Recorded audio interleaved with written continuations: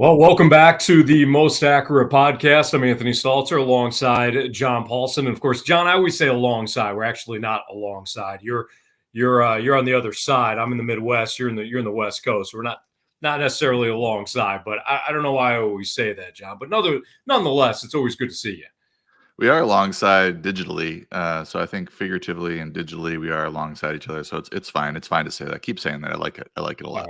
There you go. As we did last week, we're going to go over the biggest fantasy storylines that could impact you this time for week 2. We'll also go over the Thursday night football game, which I think, it was a great game, John, but I think in some respects it was kind of disappointing from a fantasy perspective. I'm interested to know your thoughts on that. We'll also get into John's sleepers sneaky start of the week, and also kind of get John's thoughts on Taysom Hill as kind of a bonus segment today. But let's start off, John, with that Thursday night football game. So the Chiefs win 27-24, and Justin Herbert wound up putting on really a great performance, given the fact that he also suffered some ribs injury. Had the one interception that wound up being the turning point in the game, but that wasn't necessarily his fault. I mean, he threw the ball to the spot where Everett was supposed to be, and Everett couldn't get off the field the previous play.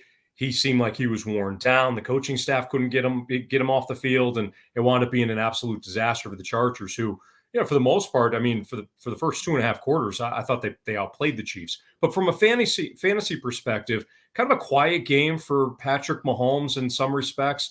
Travis Kelce went for 5 catches for 51 yards. The receptions were below his over-under total for his receptions.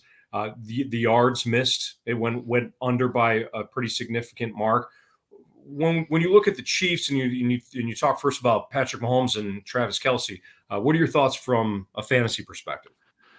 Yeah, I mean, I think those were quiet games, disappointing games from a fantasy perspective. Anytime Mahomes throws for 235 and even 2 touchdowns, it's just kind of below expectations. And the defenses, I think, played better than we were expecting. I think we were expecting a bigger shootout than this. I mean, it went to 51 total points, but it seems kind of low for these two teams. And you mentioned the play at the goal line, and it was, you could see after the Everett long run that he was signaling to come out of the game, and the coaches wanted to go fast, or I don't know, maybe Justin Herbert wanted to go fast. But he ran his route. He just did not look like he expected the ball, wanted the ball, or anything. And, I think he said after the game that he had an ankle injury that he was kind of nursing and needed a break, and couldn't get off the field. So, I mean, I think if you're out there, you have to sort of run your route the way you're expected to, because you might end up finding the ball. And in this situation, it totally backfired and it changed the game. I mean, that one play swung the game, I think, away from the Chargers to a point where they're now going from favorite to heavy favorite at that point. 1 yard line, 2 yard line, about to go in for a touchdown to an underdog to win the game. Yeah, it's unfortunate because, again, I thought that just from a football perspective, not necessarily fantasy perspective, I thought, the Chargers kind of controlled that game, and I thought they did a great job on Patrick Mahomes in the first half. And then that one goal line play completely swung the momentum, and the Chargers, Justin Herbert still, the throw that he made at the end of the game on 4th down, I went from almost cursing him, John, saying, why didn't you run?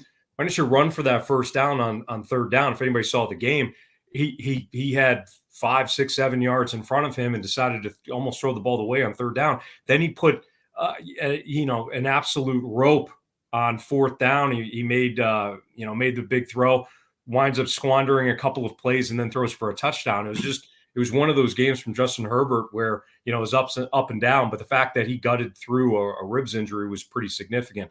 Why don't we discuss things a little bit more from a Chargers perspective? Austin Eckler, 23 touches, 94 yards. You could talk about the Herbert injury. Now he goes for 334 yards, 3 touchdowns, and a pick. Mike Williams had a huge game. Disappointing fantasy owners in week 1. Well, week 2, he comes back, 10 targets, 8 catches, 131 yards, and a touchdown. Talk a little bit about Everett, and then Palmer, who wound up seeing some, decent time because of the Keenan Allen injury. So from a Chargers perspective, what'd you say?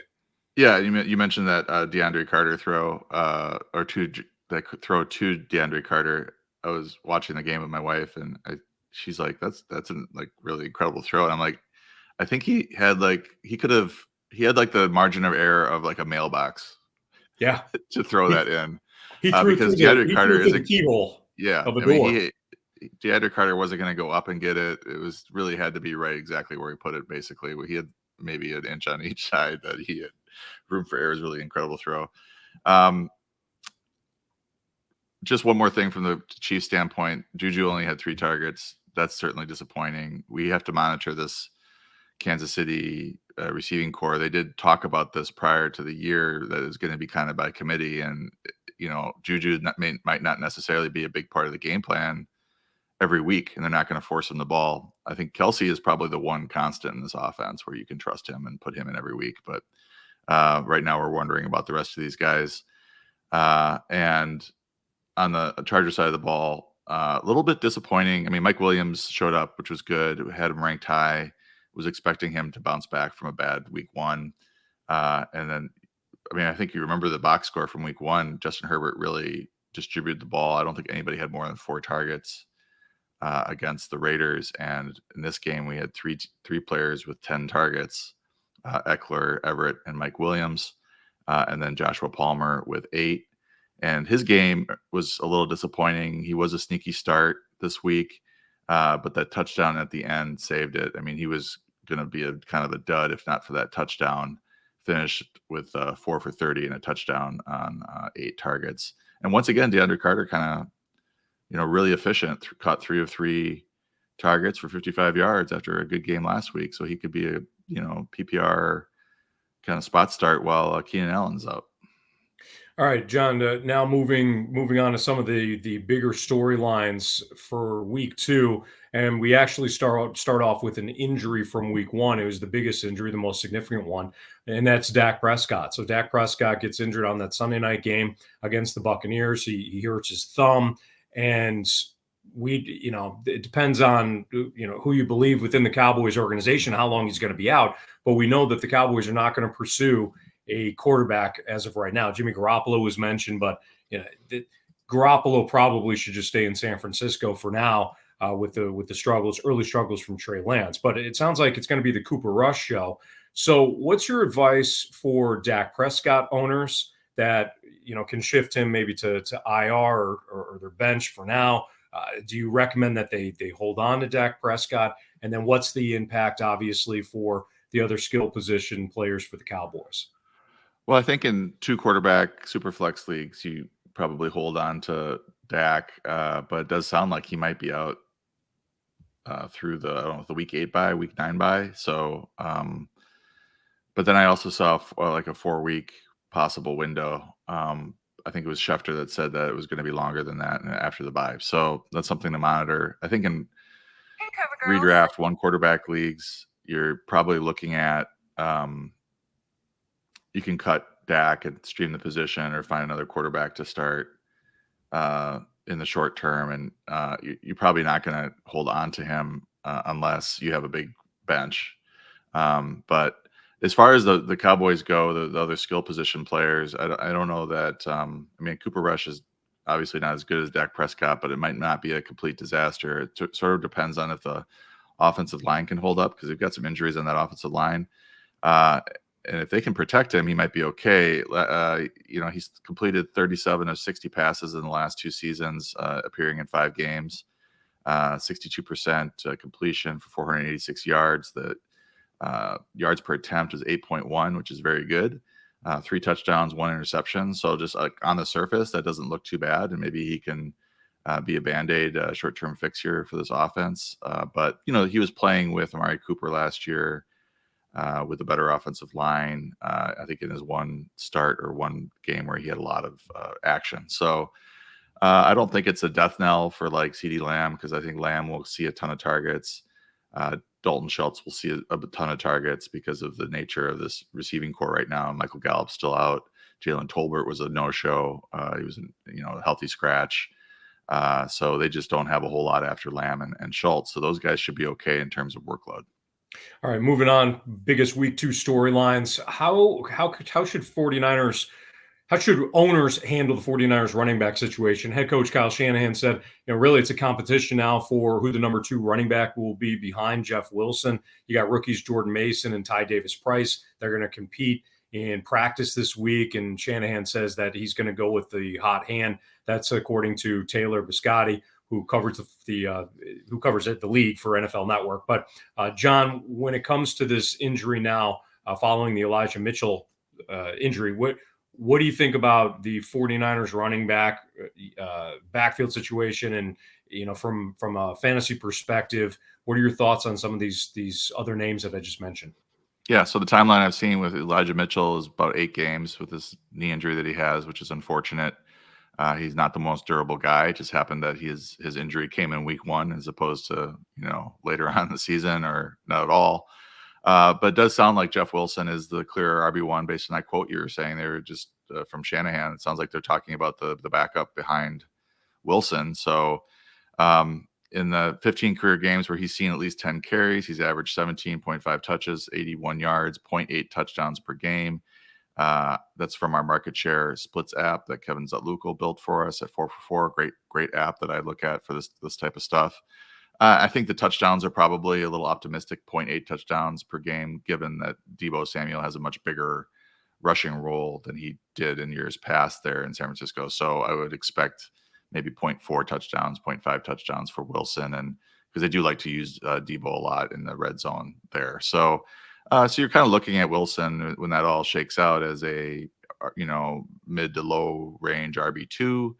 So I think I'll have him ranked in like the 18 to 25 range most weeks, depending on what's going on with the matchup or weather, or Debo's roles growing or getting smaller if he's injured or something like that. And then after that, we just don't know. I mean, Jordan Mason was active in week 1. I don't know if a lot of people paid attention to that. Tyrion Davis Price, I think, was inactive, and Mason was active, and it might have had to do with special teams, and maybe Davis Price doesn't play on special teams. We're not exactly sure because I think they're both rookies. Mason was an unsigned undrafted free agent, I believe. So I would lean towards Davis Price because they drafted him. But the same thing happened with Trey Sermon. He was fell down the depth chart, wasn't as high. It didn't really matter with his draft capital when it came to who was going to fill in for Raheem Mostert.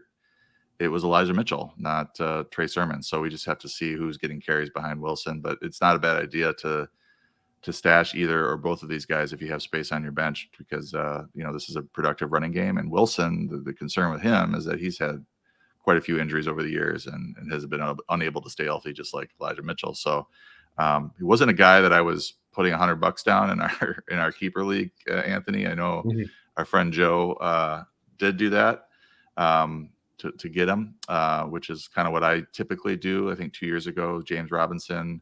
Last year, Elijah Mitchell. I like to blow my fab if I see a guy that I think is going to be a every week starter. But I think Wilson kind of falls into a little bit scary on the injury front, but then also Mitchell will be back in 7 or 8 weeks, and then Wilson goes back to being an RB2. So it's also a league where you only need one running back. I just wanted to mention that because it just kind of takes the onus off of having to start 2. So I'm interested to see which one of these guys is the backup. I don't think they're going to play a lot because I think Debo is going to be the change of pace back, and it's basically going to be Wilson and Debo, and then they'll try to maybe work one of these guys in when they need to. All right, John, shifting from the 49ers running back situation now to the Buccaneers wide receiver injury woes. If you look at the injury report for Thursday, now we're recording on Friday, so we try to give you the most updated information that we have. But obviously the injury report on Friday we're not privy to, and what's going to happen leading up to Sunday, we don't know either. But when it comes to the Buccaneers, John, the 2 biggest storylines, of course, is Mike Evans, who did not practice on Thursday, and again we don't know whether or not he's going to practice on Friday.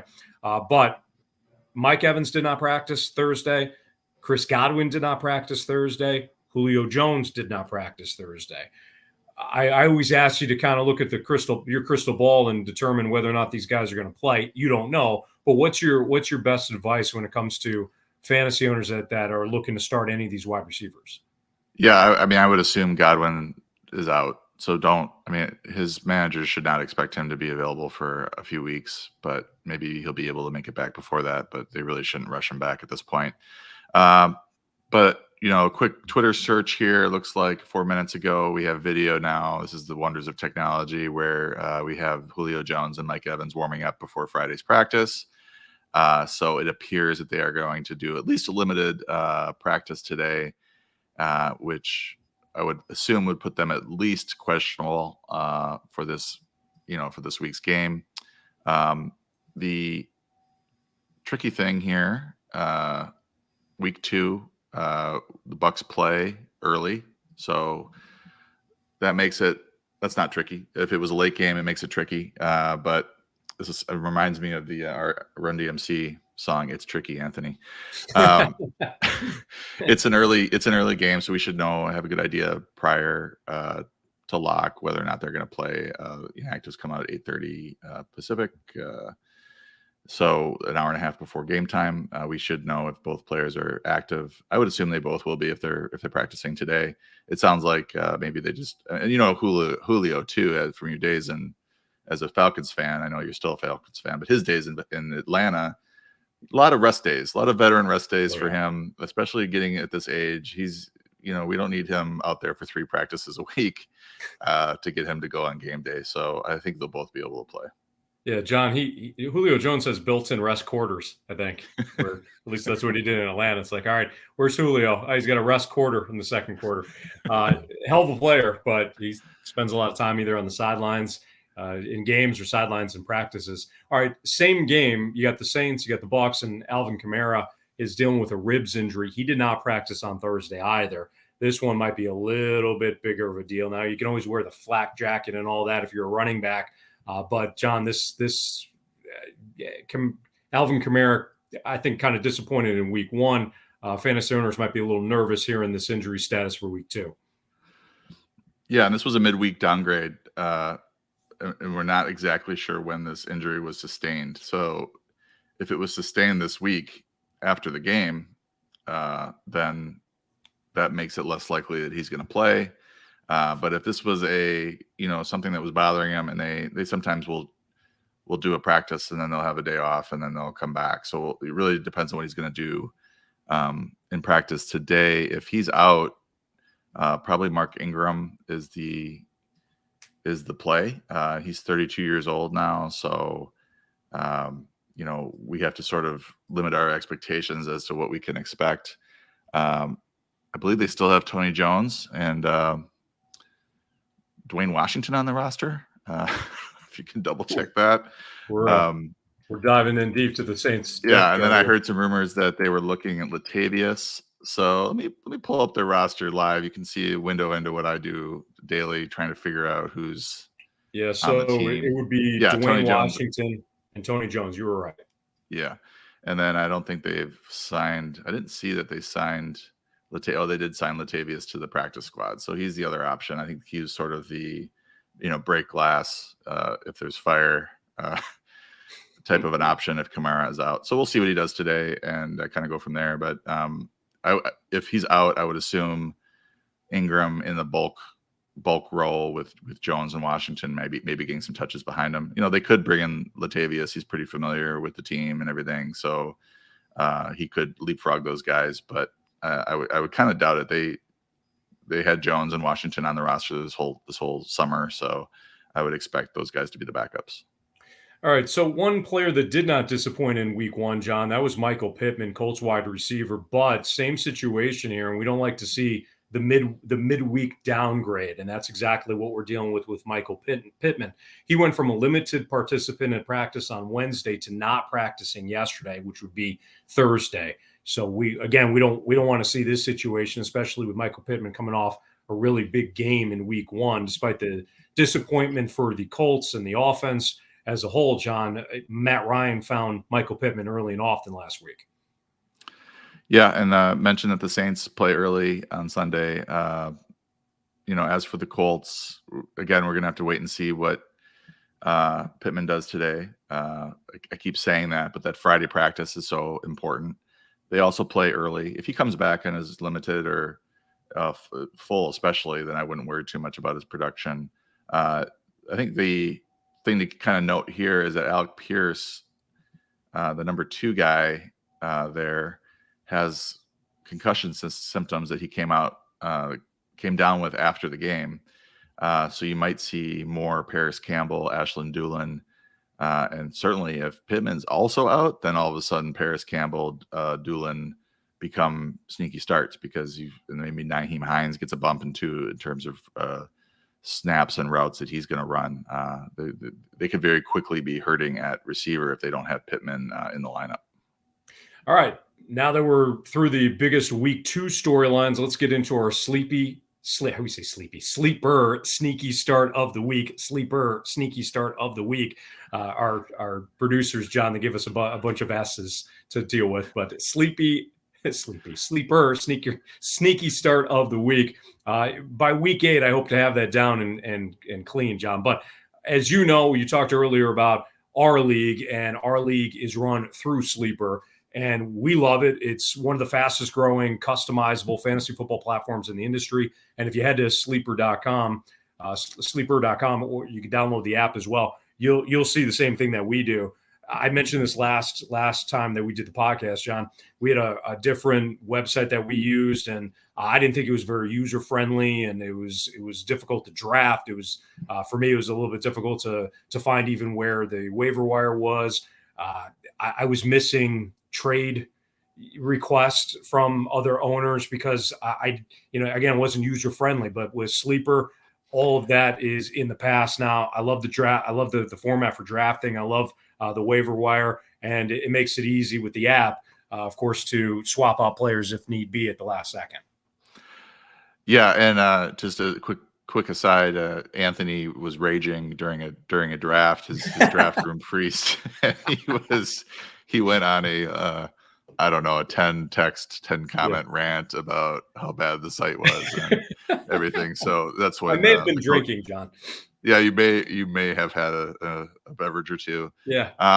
So I think after that season, we started looking around, and somebody suggested Sleeper, and it's been really sleek. It's been good. It's a really cool interface. I did, as a Gen Xer, my kid calls me a boomer, but I'm not a boomer. I'm a Gen Xer. But I did at the start it was a little bit daunting, the website, because trying to find stuff. But I think like maybe a few games in to the season, I'm able now to get exactly where I need to go and kind of find everything I need to find really quickly. So once you get used to it, it's a good site to host your fantasy league. No doubt. All right. So without further ado, your sleeper sneaky start of the week is? I'm going to go with Darrell Henderson. And I don't know that. I mean, of course, I love to do this because I do like to tweak people because they, he's not sneaky. Obviously, he's going to be the RB1, and he ran ahead of Cam Akers last week. But I always think about my fireman friend and, whether or not he's aware that this is the situation with the Rams. And he's just sort of this, average fantasy player who is not plugged in as some people. And that's okay. He gets caught up during the season, right before the season. And 4 for 4 helps him. And we get to situations like this where you're starting your 12th or 13th round pick because he's obviously the RB1 for the Rams right now. And it doesn't appear that Cam Akers is any danger to his workload. The Falcons are 26th, so they were 26th last year in adjusted fantasy points allowed to running backs. And Henderson handled 18 of the team's 21 backfield touches last week. Cam Akers had 12 snaps, missed a pass block. He had 0 yards on 3 carries.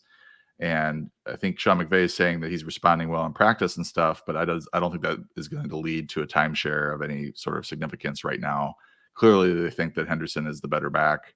So I think he'll have a nice game against the Falcons this week. All right. As we mentioned last week, if you go to 4for4.com, you can see John's complete article for his sneaky starts. We like to, in this podcast, give you a couple at each position.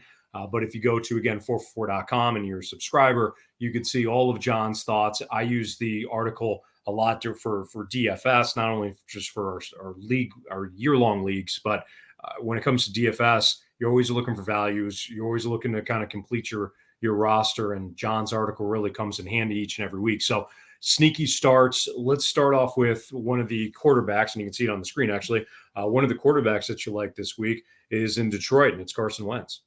Yeah, I think Jared Goff's not a terrible one either.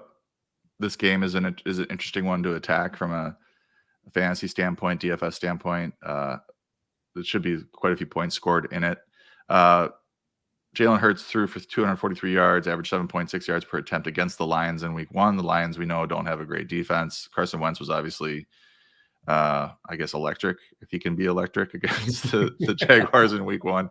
He had 313 yards passing, 4 touchdowns. It seems like everything's going well for him and the Commanders. I mean, he barely used Terry McLaurin, still found him for a touchdown, found Dotson for 2 touchdowns. Curtis Samuel had a good game, was the leading target guy. So, and then Logan Thomas was up there in air yards, intended air yards for a tight end. So this passing game is kind of rolling right now, and I think it would continue to roll against the Lions. All right. Well, you had mentioned it. Let's stick with that same game then, because you mentioned there's going to be likely a lot of points scored. So how about Jahan Dotson and Curtis Samuel of the Commanders? I'm not sure which one of these two to rank higher. It's kind of a tough call. Dotson has been the stalwart in terms of positive buzz in the preseason. He's supposedly got a great rapport with Wentz, and we saw that on 3 for 40 and 2 touchdowns on 5 targets. Looks like he's a red zone type target for Wentz. Good route runner, has been impressive all summer, and really was going, in terms of draft position, going late for a guy who was running in all 2 receiver sets, in terms of being also a first round draft pick, right? I think he went in the late first round, or mid first round. So, I think the Wentz thing was holding people back, and just this Washington offense is not a juggernaut. So I think that was kind of why his ADP was down a little bit. And then Curtis Samuel was an free player at the end of your draft, because people had written him off after his season last year where he had the groin injury and just couldn't come back. But, his usage in this game was back to his heyday in Carolina.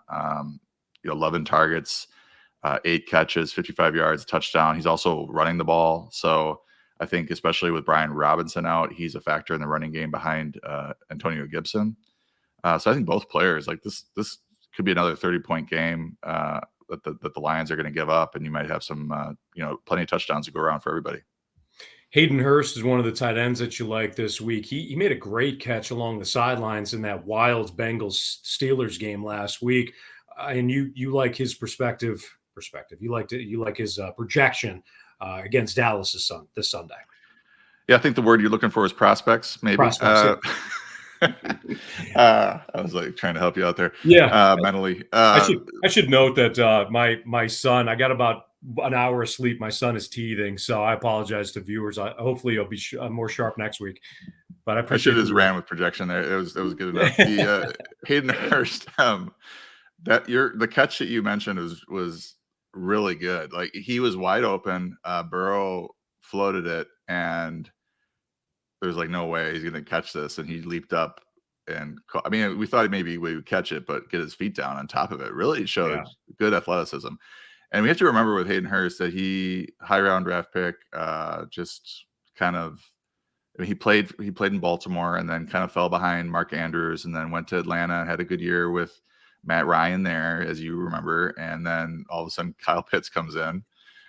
So I'm waiting for the Bengals are going to draft a tight end next year, right? It's just like the Hayden Hurst lot in life, but right. He's the 4th option, maybe 3rd in this. Depending on him, and Tyler Boyd are going to probably vie for those 5 to 7 targets after T. Higgins and obviously Jamar Chase. So keep an eye on T. Higgins. I know he had some concussion symptoms. I think he was missing yesterday's practice for something else, though, a personal issue. So keep an eye on his status today in practice, and then if there's any updates over the weekend, because if Higgins is out, then I think Hayden Hurst is a really attractive sneaky start, DFS play. I don't know how expensive he'll be in DFS, but he had 8 targets last week since he threw the ball a lot. I don't know if they'll throw it quite as much against Dallas this week, but a really solid tight end and one of these guys that was available very, very late in drafts, 13th, 14th round, 15th round that you could have, and he's almost an every down player for them. So I like him this week and rest of the season. Don't forget, again, if you go to 4for4.com, you can check out John's sneaky start article for week 2, and you can see all of the players that he views as sneaky starts, again, for week 2. Want to make sure you check out that article at 4for4.com. John, I believe, posted it on Twitter as well, at 4for4_John. You can see that at the bottom of our screen. Before we move on, John, and wrap up the podcast, I know that you had some thoughts on Taysom Hill, the very talented quarterback / running back / tight end / special teamer for the New Orleans Saints. What are your thoughts? What are your thoughts on Taysom Hill, who did get in the end zone last week? Yeah, so this was like a common question I was getting. Is Taysom Hill a tight end, fantasy tight end 1? Should I drop Cole Kmet for him? That kind of stuff. And so I started looking at his workload in this game, and so I wanted to pull, basically right now he's a glorified running back, I think. Kind of like he only ran 4 routes. He was targeted once. Juwan Johnson is their pass catching tight end. He ran 33 routes. So you're not going to get a lot of, if this continues, let's just assume that you're not going to get a lot of receiving production out of Taysom Hill. So I really wouldn't consider him a tight end. But that's his position. So fantasy wise, we have to sort of deal with it. He had 17 games in his career where his snap percentage was within 5% of what he played in week 1. So 26% was what he played in week 1. I'm looking at the 17 games where he played between 21 and 31% of the snaps, just to kind of get an idea of what his usage with that type of a role would be. And in those games, he averaged 3.7 touches for 27.9 yards and 0.41 touchdowns. That's a lot of touchdowns for that, number of touches. But some days you're going to get, 3 for 20 and no touchdown, and you're going to be really disappointed. And that might not even be a catch in there. So it might be 3 carries for 20 yards, no touchdown. So in half PPR, that equates to 6 points per game. That would have put him at tight end 24 last year. So a low end tight end 2, almost a tight end 3. 8.2 points in half PPR is my threshold for tight end 1 numbers. He cleared that in 6 of the 17 games. So maybe 1 out of 3 weeks, you're going to get starter type numbers out of him. And he is capable of putting up 18, 20 points if things go his way, like it did in week 1. He averaged 7 yards per carry in this range of games. So if he's seeing 4 carries like he did in week 1, we can expect about 28 rushing yards and maybe a third of a touchdown per game. That would equate to roughly 6.9 points per game. So mid-range tight end 2 numbers. So what I'm getting at is we shouldn't be breaking the bank for him, although that ship has probably sailed for some people. I would not expect him to be this good very frequently this year unless he's not going to do this sort of thing in 26% of the snaps regularly. So if he's playing this role, you're going to get a good game every once in a while, but you're also going to get some serious duds when he doesn't break a run, doesn't score a touchdown.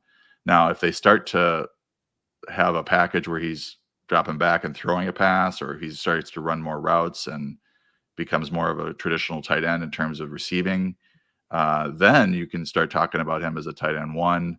But I think right now we're looking at mid-range tight end 2 numbers at best, with kind of a tight end 2, tight end 3 type value going forward.